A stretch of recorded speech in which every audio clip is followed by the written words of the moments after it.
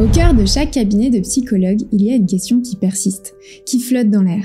C'est une question complexe, chargée de profondes réflexions, teintée parfois de honte, parfois de gêne. Une question qui se pose à la fois au psychologue et à son patient, bien que souvent elle reste silencieuse, non exprimée. Cette question, c'est celle de l'argent. Pourquoi tant de psychologues ressentent-ils une gêne à parler d'argent? Pourquoi cette profession est souvent écrasée par ce tabou financier? Est-ce que vous, en tant que psychologue, vous avez déjà ressenti cette gêne, voire une honte, lorsque vous abordez la question de l'argent avec vos patients ou votre entourage? Comme si l'argent chez les psys, c'était mal. Il y a quelque chose de mystérieux à propos de l'argent, vous ne trouvez pas? Quelque chose qui nous suit finalement tout au long de notre vie, et même jusque dans cette pièce-là où vous êtes assis en ce moment même. L'argent a en réalité des racines profondément ancrées dans notre société, dans nos expériences personnelles, mais aussi dans nos expériences avec les autres. Quand on observe d'un petit peu plus près, dès notre plus jeune âge, on nous enseigne implicitement que parler d'argent, et surtout de vouloir en gagner,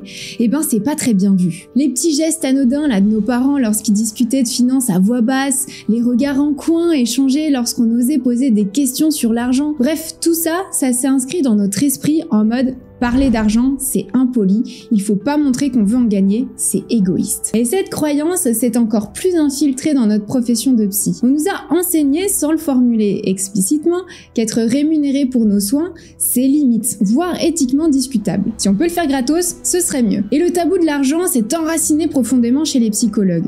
J'en avais d'ailleurs longuement parlé aux membres privilégiés de ma newsletter, si vous voulez justement en faire partie, je vous invite à vous inscrire, le lien est juste en bas. Mais soyons honnêtes, même les psychologues ont besoin de payer leurs factures, non? Qui a dit que le soin psychique devait nécessairement être synonyme de faillite financière? C'est un peu comme si un boulanger devait distribuer du pain gratuitement sous prétexte qu'il aime pétrir la pâte. Oui mais voilà, notre cher père de la psychanalyse, le gars avec la barbe là et les divans, est arrivé en questionnant la place de l'argent dans la thérapie. Et il fait une déclaration assez audacieuse pour l'époque et malheureusement encore aujourd'hui, qui change la donne, puisqu'il dit que l'argent fait partie intégrante du cadre thérapeutique. Freud a donc mis en lumière quelque chose de crucial, l'argent a un rôle à jouer dans la thérapie. Pourquoi? Parce que l'argent, c'est pas seulement une somme d'argent qu'un patient échange contre un service de psychothérapie. C'est aussi une représentation symbolique de l'investissement qu'il fait dans son propre bien-être mental. C'est la manière de valoriser le travail du thérapeute et de reconnaître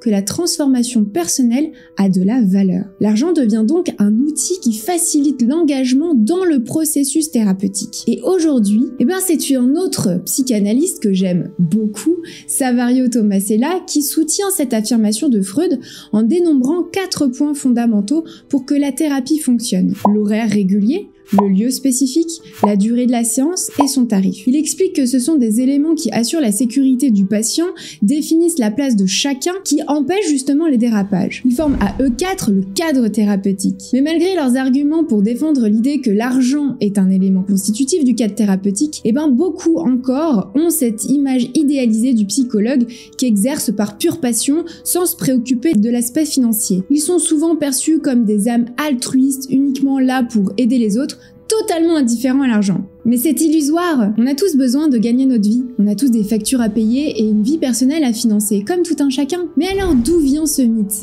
On peut voir beaucoup de personnes admirer les gens qui consacrent leur métier, voire leur vie entière à aider les autres. Et les psychologues en font partie. Mais cette vision dénie totalement la réalité financière des psys. Et ce qui est le plus intéressant à souligner, c'est qu'il est sociétalement plus acceptable qu'un médecin soit rémunéré pour ses soins plutôt qu'un psy. Troublant, non? Donc le poids de ce mythe pèse lourdement sur nos petites épaules de psychologues. On se retrouve parfois coincé entre l'idéalisation de notre rôle de soignant et la nécessité de gagner notre vie. Et cette tension, elle engendre parfois des conflits internes, voire un sentiment de culpabilité et de honte. Pourquoi tant de psys n'osent pas demander d'augmentation à leur employeur? Pourquoi tant de psys hésitent à afficher des tarifs justes en libéral? Pourquoi est-ce si difficile pour les psys d'exprimer notre envie de mieux gagner sa vie?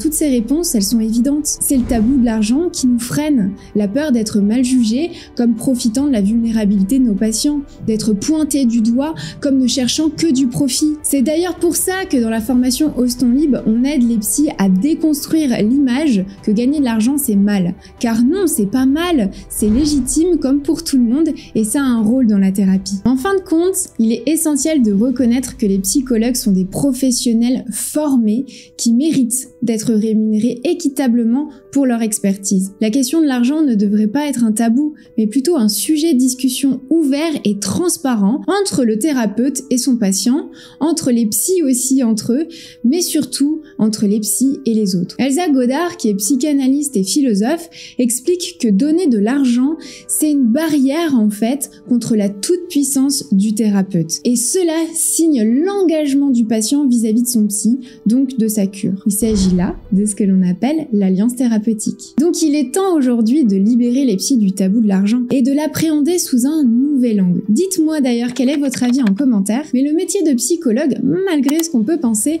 est très solitaire. Et c'est justement cette solitude qui peut être difficile à vivre et je vous en parle dans cette vidéo. Si vous avez aimé la vidéo, vous savez quoi faire, petit pouce et cliquez sur le bouton rouge pour vous abonner et en voir plus et surtout activer les notifications pour ne pas louper la prochaine vidéo. Je vous souhaite une très belle journée, à très bientôt, ciao ciao.